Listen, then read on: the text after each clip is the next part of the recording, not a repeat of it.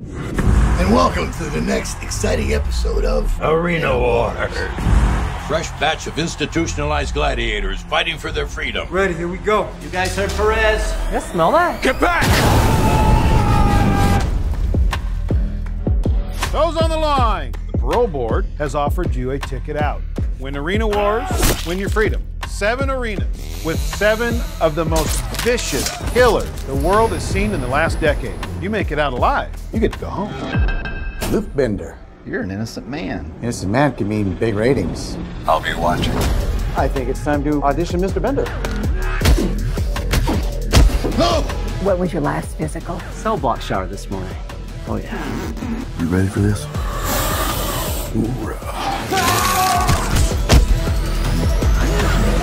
Impressive showing out there tonight. You're the new fan favorite. Are you with me?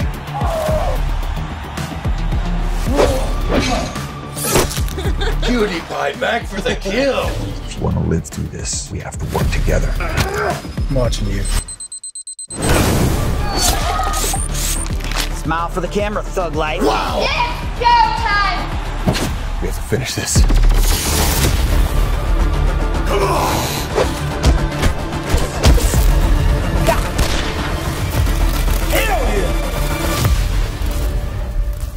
Doesn't sound much like rehabilitation, does it? All right, everybody. Thank you for tuning in to another episode of Podcast of Traveling Actors. My name is Brandon Wall, and this is... I'm Deaton Gabbard. Welcome, welcome. We have an amazing host today. We are very honored to have the one and only John Wells. Thank you, John, for coming in with us today. We appreciate you coming out. Here. Thank you. Yeah, of course, man. So let's just jump right into it, man. How did you get started into acting? How did I get started? Well, it was always an interest. You know, even as a kid, I was just super into movies. You know, I was a mega nerd. So movies, comic books, any type of escapism, I was just so immersed in. I wasn't a kid that played outside a lot. I was always in my bedroom, just wrapped up in that stuff. Yeah.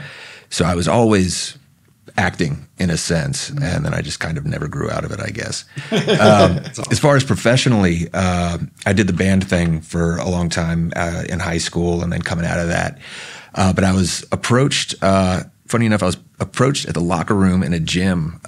This guy came up behind me and asked this creepy question, hey, man, you ever thought about being in movies? Which is a really weird thing to hear in the locker room of the gym. Was this a Harvey Weinstein?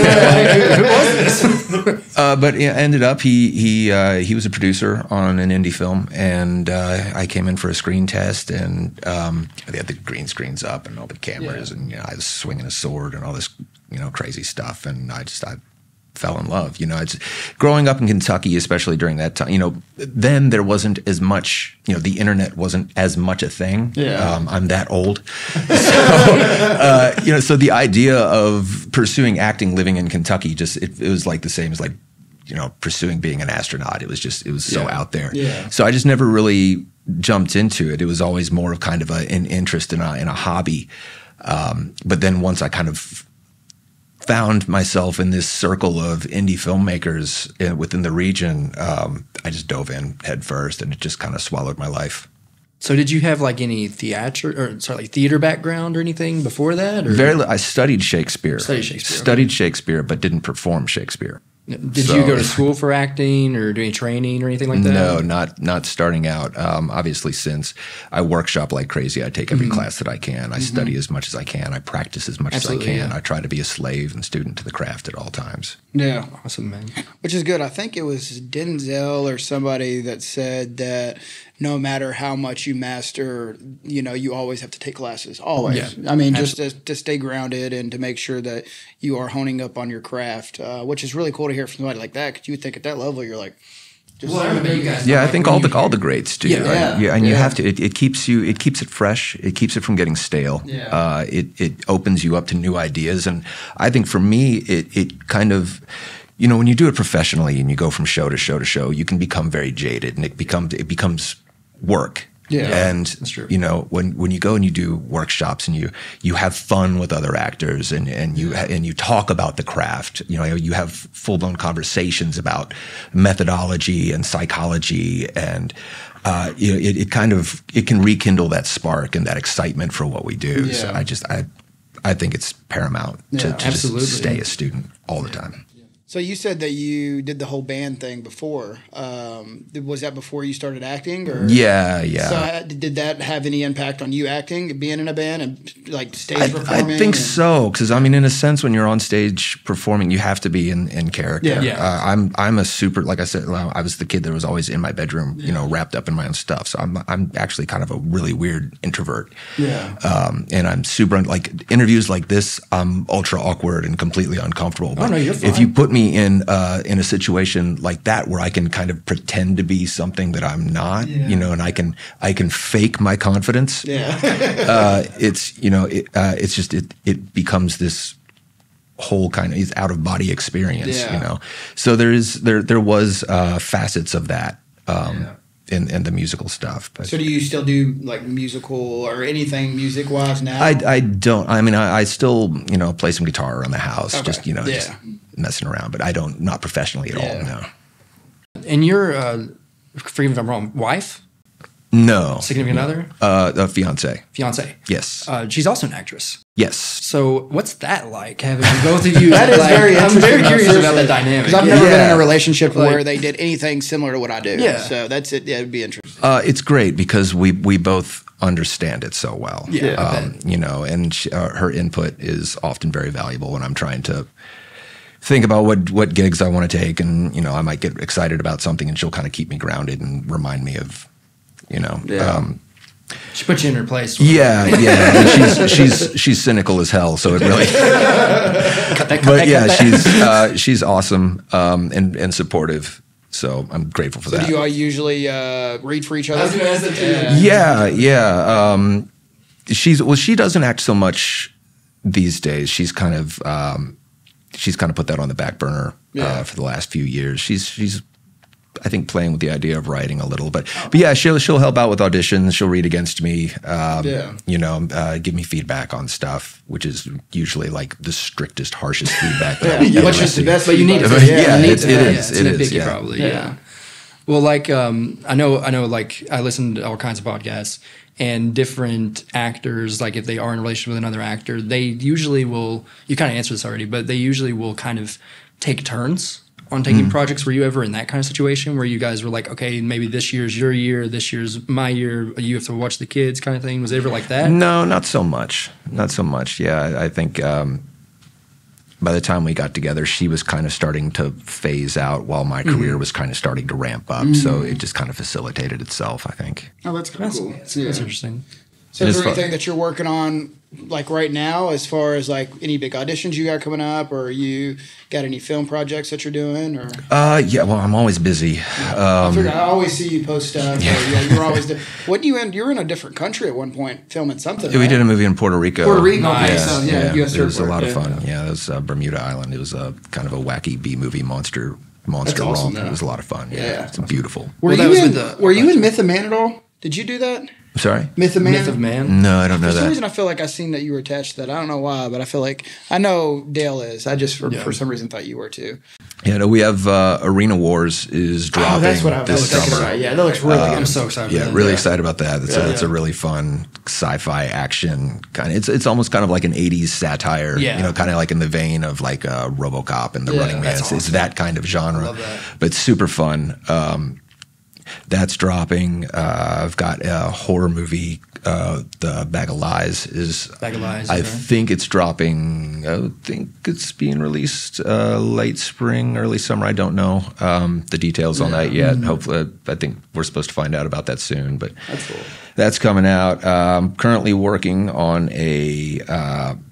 It's a vampire horror action thing. I know it's such a weird. Is that Wits? Such a weird. No. Okay. This is sounds like something with this is with director Scott Hansen down in Atlanta. Yeah, Thunderdome. Yes, Digital Thunderdome Studios. Great guys. They do fantastic work. The movie's called Virginia Bitches, which is about. I've actually seen that. Okay, yeah. It's about a band of a female, all female heavy metal band who also happen to be vampires, and then they find themselves kind of trapped in a small town filled with a cannibalistic cult led by a warlock. That's cool. Yeah, and then I'm kind of this action guy that kind of comes in and kills like everybody. So it's like your Punisher, right? Super off the rails. I mean, it's completely bonkers, but it's rad and a ton of fun. I know it sounds really ridiculous, but it's super like cool. I'd watch in a heartbeat, man. So speaking of that, going into a role like that, how do you prepare for something like that? For something so off the wall? Well, this thing, my character is my role in it is very action heavy. So it's I'm trying to keep in shape while I'm and scheduling for this has been really difficult because a lot of the stars in it are famous metal musicians, so having to accommodate for their touring schedule and everything. So it's a lot of off on. So I'm just kind of trying to maintain some form of level of fitness. Well, talk about your fitness too, because you're like obviously you've probably seen on my Facebook. I started to do like a fitness journey. You were one of the people that inspired me to do that. Oh man, so thank you for that. Have you always been that way? Have you always just been in shape, or was that something that you kind of like with me? Just no. I used to be happy. No, no, I was again going back to my youth. I was this weird, uncomfortable, nerdy introvert. And when I graduated high school, I was 100 pounds overweight. I didn't step foot in a gym until I was 22 years old. All right, Henry Cavill, I see you. So I lost 100 pounds. Then I started working out. I mean, I got down to like a really rail skinny 150.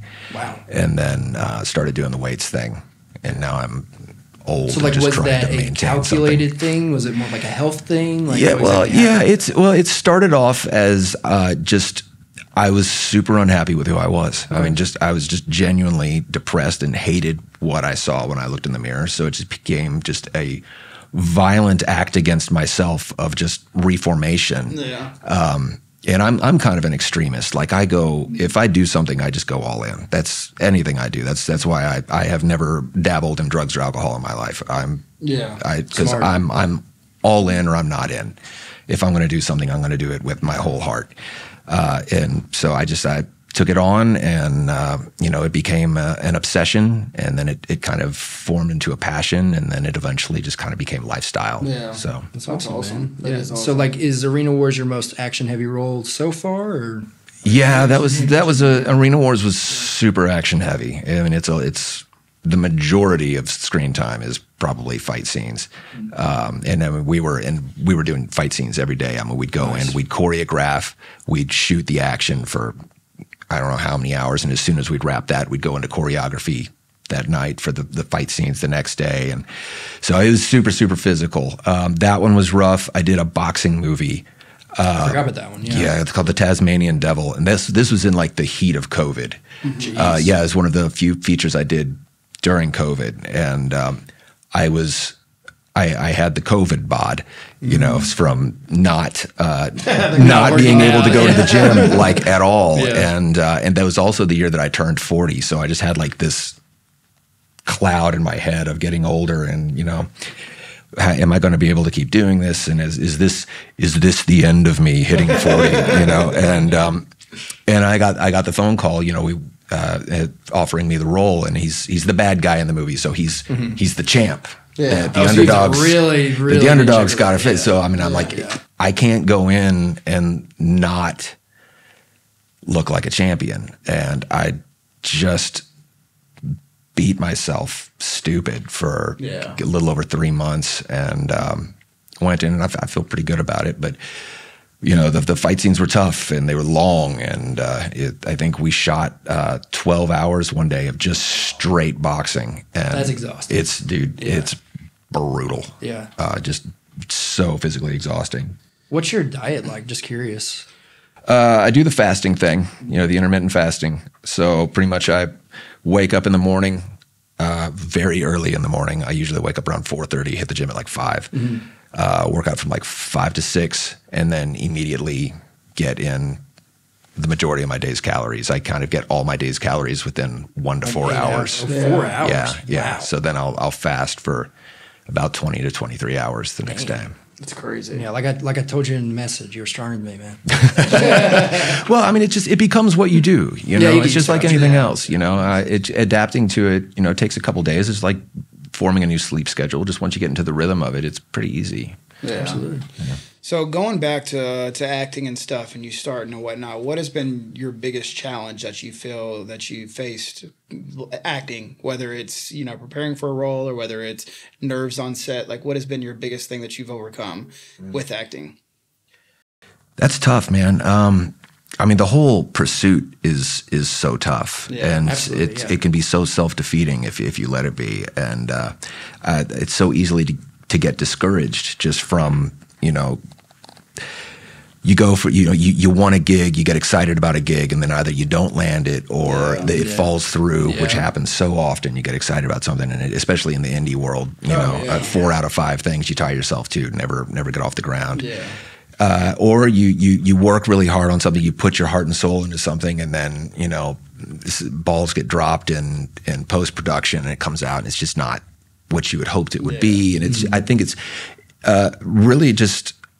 I think the toughest part of it is just that kind of psychological warfare that happens within oneself to kind of persevere and keep a good attitude about it and enjoy it. And for me, it took a long time, but ultimately it was just loving the craft and understanding that all of those exterior circumstances really have nothing to do with my work. Out of your control. Yeah, it's not my work. My work is.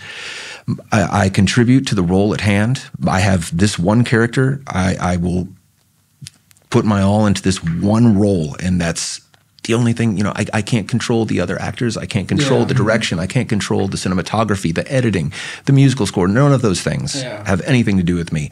But if I do a good job in this one little piece, then I can feel good about that. Oh, yeah. And all the exterior circumstances, whether it's a huge movie or a tiny little short film done for pocket change, none of those have anything to do with the work of the actor. The work of the actor is all cerebral. It's all up here. Yeah. And as long as I can enjoy doing this and have fun with the process and explore this kind of human experience, I'm content. And it took me a while to kind of figure that out. And now that I think I'm there, I think I'm over the biggest hurdle of the career. And I think that it kind of just telling that is whenever I was talking, I think in another podcast or whatever, when I booked Chicago PD, I've been doing this for 15 years. I finally booked Chicago PD, and it felt like everything that I've ever worked for, all the auditions I've ever done, every no that I've gotten, every yes that I've gotten, like I feel like it all met to that one point. So everything I hated, like I was like, oh, this sucks. I'm not getting picked for this, or I'm doing this audition. I think it's amazing, but I didn't get picked for the role. Then when you land that one big role, you're like, well, this is what everything was for. Yeah. This is why I did all that stuff, for this one reason. And it makes it all feel worth it once you do start booking those roles. And I also don't know if it's the same way for you guys, but for me, it was like being able to realize what you were talking about. Like those things are completely out of your control. Yeah. It was a relief. Especially coming from like a producing standpoint and directing standpoint. Like once you realize that all I can do is, for auditions, for example, is take this script, create the character, give it my all, and then go to the next one. Because I mean, I feel like that made mine just stronger. You take away the anxiety. Exactly. And that's, I don't, and I know this sounds it's so humble to say, I don't care about red carpets and all this stuff. But genuinely, what I get out of this is being on the day, being on set, and doing the work of the actor. Yeah. That to me is genuinely the reward. Yeah. And as long as I can keep doing that, and everything else is incidental. And I've been incredibly fortunate, in the work that I have found myself in and the opportunities that have been laid in front of me. I mean, just this last year, I got to play a lead, and I always wanted to do a pirate movie. That was like a big dream. And I got to play a lead in a pirate movie. That's awesome. And just how much fun was that to just be that? And I'm on a pirate ship, and I'm in a it's so stupid, the fun stuff that I've been able to do. And it's cool too. And I tell people this all the time, like you truly don't know how it feels to be an actor unless you're an actor. Yeah. Because it's so rewarding. It's so like not even seeing yourself on screen, but like you said, doing the work and actually building this character up and seeing your immersing yourself in the world. Yeah, exactly. It's a whole different thing. And unless you do it, you'll never understand how good that feeling feels. Yeah, yeah. And I mean, like you said, like the seeing yourself on screen, I think a lot of people get excited about that, but it's kind of stale. When you see it, it feels like, well, this is just like a a glimpse of what I experienced doing it. You know, it's like always you see it on screen, but you don't actually get the behind the scenes how it got to that point. All the work that you put in before that magic that happens in the moment when all the emotions are going and the endorphins, and you feel it, and you're just living this fabricated scenario, and you're just you're so immersed, and chemicals are running in your body, and it's just this incredible high. You can't explain that to someone until they've really experienced it, and then you see it on the screen, and you're like, well, that's what it looked like, you know, from over there. You know, but where I was, it was awesome. You know. And speaking of like going back to the pirate movie you talked about Bermuda Island, we talked about Arena Wars. That's all from. We'll give a shout out to Mahal Empire. Yes. So like, what exactly got you started with them? Like, what was the first movie you worked with them? They reached out to me originally to do a Western, and I'm trying to think of Night of the Tommyknockers. Michael Sue was the director, and I was friends on that. Michael Sue had we had been friends on Facebook for years, and had been wanting to work together. And he finally had an opportunity to throw something my way. So he had told the Mahals, you know, I'd really like to get John as the lead in this. And so they reached out to me and said, you know, would you be available for this? And they sent me the script and everything. And I was like, this sounds amazing. But I was already booked to do a Christmas movie that was shooting at the exact same time. And it was, you know, we were only like 30 days out. And I'm like, I can't. You know, I literally can't. And you know how this industry, people don't like being told no. Yeah. And so I'm like, as soon as I sent that email, you know, I appreciate it so much, but just unfortunately I'm already booked. I'm like, these guys are never going to fucking talk to me. Like that bridge is gone. Yeah. And I know he's too good for us. He's going to do this Christmas movie. And then they started promoting the pre-production for Arena Wars, and I'm like, that looks amazing. Like they were showing all the costumes and the location designs. I'm like, that's so my jam. They're never going to call me. And I remember I was on set shooting late at night locally, and I was on my drive home. It was like an hour drive home. And I had the little bing from my pocket, you know, the little Facebook Messenger. And I pull it up, and it was Michael Mahal, and it was, I could just read the first line. It was just, we'd love to have you for the lead in Arena Wars. Oh, man. And I like audibly screamed in my car. Like it was just awesome, like, man. I just roared like a lion, like an idiot, because I was just so jazzed up. That's awesome. So yeah, I did Arena Wars with them. And was that the first one you did? That was the first one I did with them. Were they not Bermuda Triangle or whatever it was called? No, Arena Wars was the first one we shot. Bermuda was the first one released. Arena Wars had a lot of post. Yeah. So, but I've done 4 movies with them now. They're good guys, and they treat me well, and they run great sets. And anytime they call me up and I'm able to be there for them, I'll be there for them, because they've been awesome to me. Yeah, I'd like to give them a shout out too, just because like we've talked about it a couple times in other episodes, but they're one of those people that I have on my list. And like they are, in my opinion, the golden standard for indie crowdfunding. Yeah, like, man, they're amazing. It's incredible what they can pull off. I think it's Mahal Empire group on Facebook. They're good guys, man. They're great to work with. Like I said, they've been really good to me. They run great sets. Their movies are a lot of fun to work on, and you know, they've been supportive of me, and I'll be supportive of them for forever, man. And you're being humble too, because I mean, people always call you back. So obviously you're doing something. Oh, you don't know the amount of times that I've said acting in Kentucky and your name's been brought up all the time. That's cool. I'll be like, and just random people, they'll be like, oh, so what do you do outside of bartender? Like, I'm an actor. It's like, oh, I know some John Wells. You know him? I'm like, yeah, I do. I get around. So you're pretty famous around these parts, as we should say. Yeah. You're an action star in Kentucky, man. I mean, obviously. The new Tom Cruise. Is that a thing? I mean, I know you've done this for a while, but is there any role that you haven't done that you just like have a dream role that you're still There's so many. You said the pirate one. That's probably there's the one for so a while. many. Yeah, the pirate thing was a biggie. That was a biggie. Which sounds weird, but it just historically, who doesn't like pirates, man? Pirates are cool. Musical is big on my list. Musical is really big on my list. I love musicals. I love musical films, and especially with your look right now, I can see you for Rock of Ages. Oh yeah. I love musical film, and I love musical theater. But I would love to do that. But they're so hard to do on an indie budget. You know?